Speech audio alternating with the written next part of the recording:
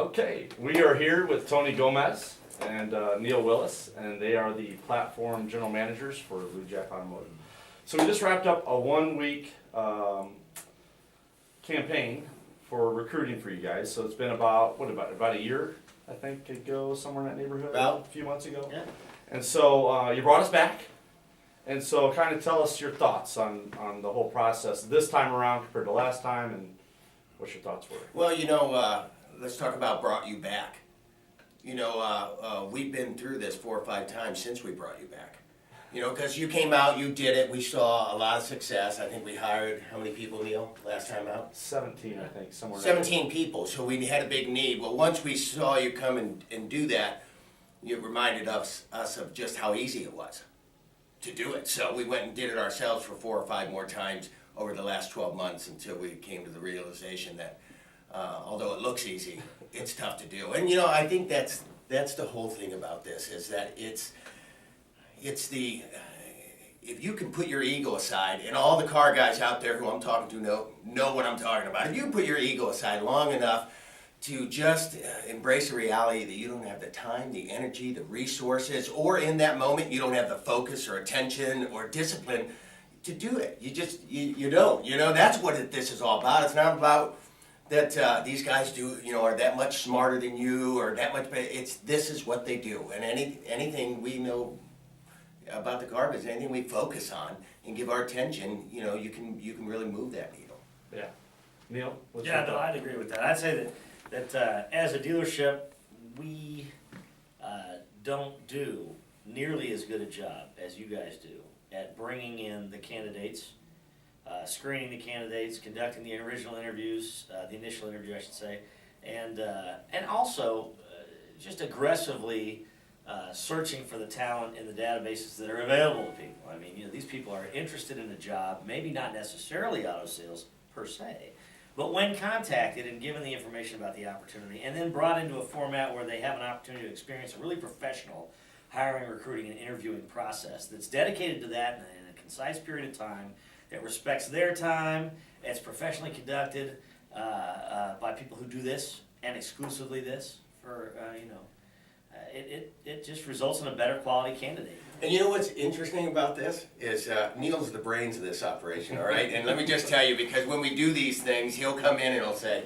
I think I got this figured out. I know what these guys are doing. They're doing this or they're doing this. And I will tell you right now that we got to figure it out. And we still don't want to do it.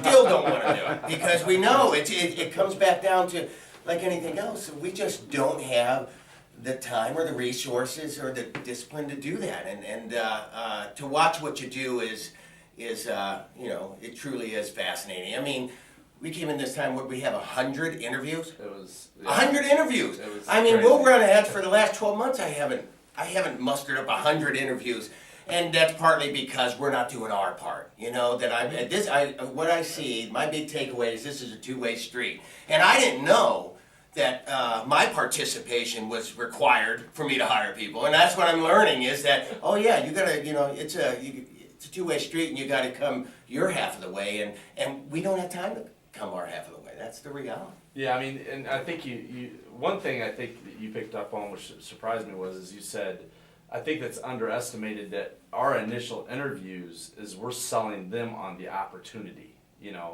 And that's part of the campaign, as far as having the on-site recruitment, us here to help you guys and kind of filter through a lot of the people. And the thing is that we even talked about, let's talk about the quality of people this time around. We had good ones last time, and we still have some here, right? Yeah. Doing very well for you. Yep. So let's talk about a little bit about that. And I think one of the points you brought up, Tony, if you want to elaborate on it, is that it would have been impossible for you to get a candidate like Renee. Yeah, and we did some different things this time around. I think everybody in the car business is trying to do this. We're all starting to realize that we're all fishing out of the same pool, and everybody's just whatever I catch and throw back, the guy down the street is catching it, until he figures out it's not the right fit. And so we're all fishing out of the same pool, and so we're all trying to figure out how to either, broaden the pool or find a different, fishing hole or whatever the case may be. And so I think we still don't quite know what you do from an advertising and marketing standpoint to generate the kind of traffic that you do or the kind of conversations, number of people to have that kind of dialogue with. So I'm not sure how you do that, but we tried to kind of, broaden our minds and ideas to that, the new generations that are out there, the different kind of mindsets. We run off, in our business, if you didn't want to work for a commission, if you came in and you said, well, I'm a little worried about the commission during an interview, and, what if I don't sell anything? You got out of that interview, that guy was a pussy, right? That's what you thought, right? Until you crossed him off the list.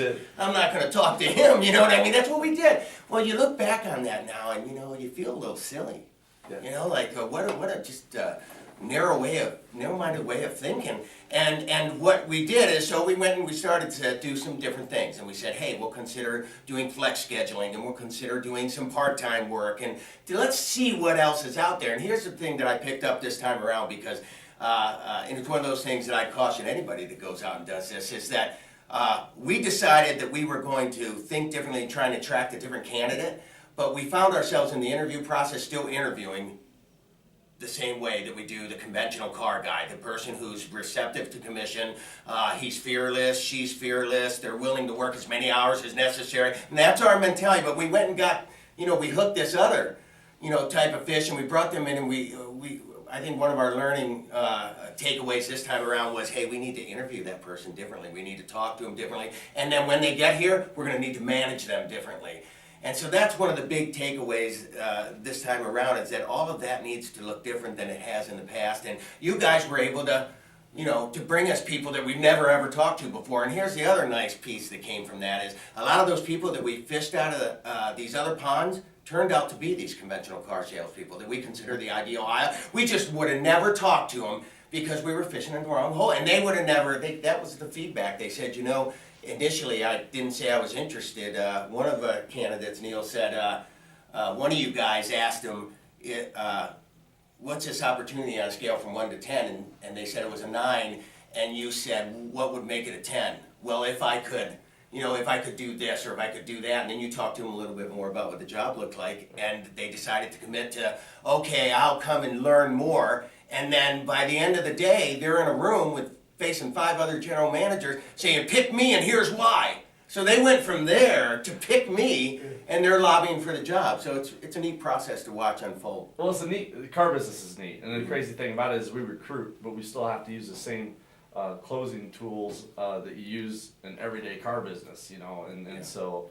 But hey, I really enjoyed you guys giving us the opportunity again, and I'm more than excited about how it all turned out, and we appreciate the opportunity. Super. Same from my end. I want to say thank you. So it was a pleasure meeting you as well, and Yes. hopefully we'll work again in the future. Okay, sounds good. Thanks, guys. Thanks, guys. Appreciate it.